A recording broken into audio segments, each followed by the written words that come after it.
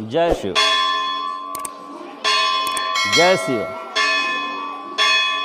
आज हम जिस पावन धरा पर खड़े हैं यहाँ, यह जनपद चंदौली का वह पावन धरती है जहाँ पर बाबा जागेश्वर नाथ जी का तपस्थली है। ये मंदिर, इस पावन मंदिर के हम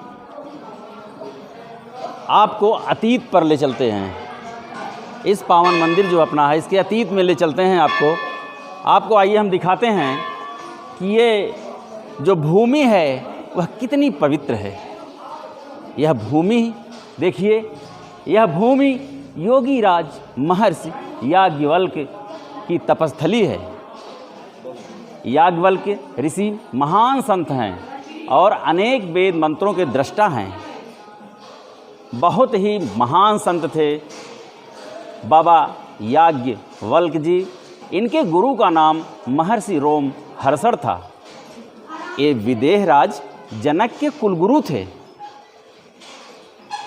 विदेहराज जनक के ये कुलगुरु जी थे। आप जैसा कि रामचरितमानस और रामायण के माध्यम से जानते हैं, उन्होंने अपने जीवन काल में एक महत्वपूर्ण ग्रंथ की रचना की, जिसे याज्ञवल्क्य स्मृति के रूप में जाना जाता है।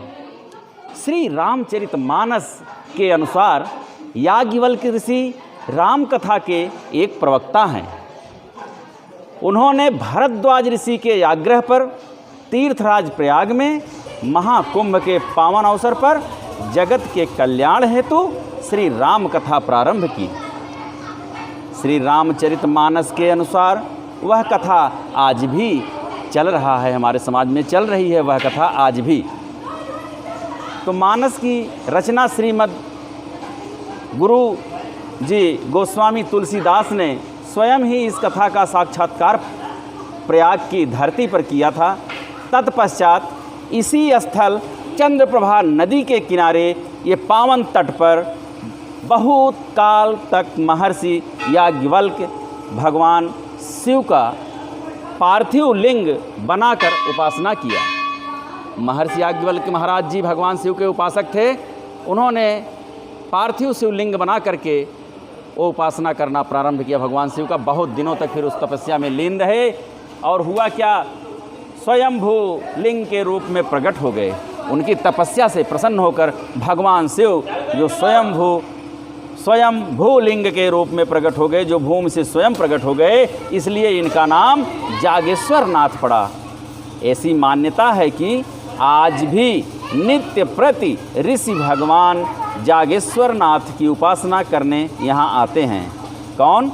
याज्ञवल्क्य महाराज। आज भी यह मान्यता है यहाँ के लोगों में कि आज भी वो ऋषि जी यहाँ भगवान शंकर की उपासना करने डेली रोज प्रतिदिन यहाँ आते हैं। यह वास्तव में दोस्तों बहुत ही पावन स्थल है। यहाँ पर देखिए, उत्तर प्रदेश के चंदौली ज़िले में एक ऐसा स्थल जहाँ पर महर्षि याज्ञवल्क्य की परम तपोस्थली कही जाती है, जागेश्वर धाम, जहाँ हम लोगों ने दर्शन करने के पश्चात एक ऐसा स्थल देखा जहाँ एक जल स्रोत है। आपके सामने दिखाई दे रहा होगा ये जल स्रोत। इसका कोई उद्गम स्थल नहीं है। ये कहाँ से पानी आता है, कैसे इसको देखा जा सकता है, इसका कोई अता पता नहीं है।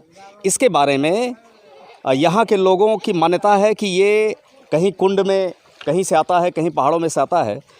लेकिन एक मान्यता और जुड़ी हुई है कि अगर इस जल को हम पीते हैं तो हमारा जो भी पाचन है वो शुद्ध हो जाता है, सही हो जाता है। तो आपको इससे परिचित कराने के लिए ही हम इस पर बातचीत कर रहे थे। तो आइए देखते हैं इस तरह के तमाम स्थल जो आश्चर्यजनक रूप से हमारे बीच में है, भारत में है।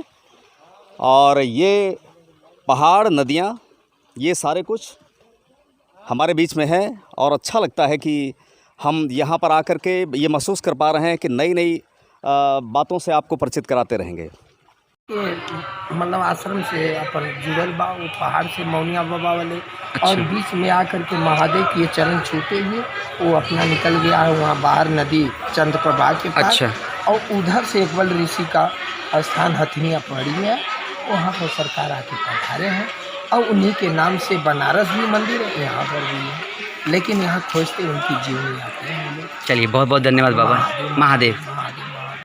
दोस्तों, आज सनातन धर्म के लिए जो सबसे ज़रूरी है वो है जागरूकता। और आप जानते हैं कि हमारे जो सनातन धर्म है उसका ना कोई इतिहास का पता चलता है और ना उसके वर्तमान चीज़ों का। उसका कारण ये है कि ये सनातन है, इसका ना जन्म का पता है और ये अनंत कोटि तक, अनंत समय तक चलता रहता है।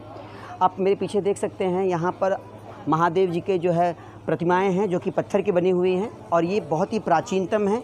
इसकी सुरक्षा की गई है, नो डाउट। कहीं ना कहीं कुछ खंडित हैं क्योंकि कालखंड में कहीं ना कहीं जो आतताई थे, जो आक्रांता थे, उन्होंने आके इसका जो है खंडन किया था। कुछ मूर्तियां तोड़ी गई हैं, मगर हम हिंदू लोगों की यही सबसे बड़ी विशेषता है कि हमारा अस्तित्व कभी मिटता नहीं। निरंतर हम लोग प्रयासरत रहते हैं अपनी संस्कृति, अपनी सभ्यता को बचाए रखने में। तो मेरा आप सभी से निवेदन है कि जो भी हमारे भाई बंधु हैं, भाई बहनें हैं, वो अपने सनातन धर्म की रक्षा करें और आगे बढ़ के लगातार अपने मंदिरों की सुरक्षा करें। बहुत बहुत धन्यवाद। जय हिंद।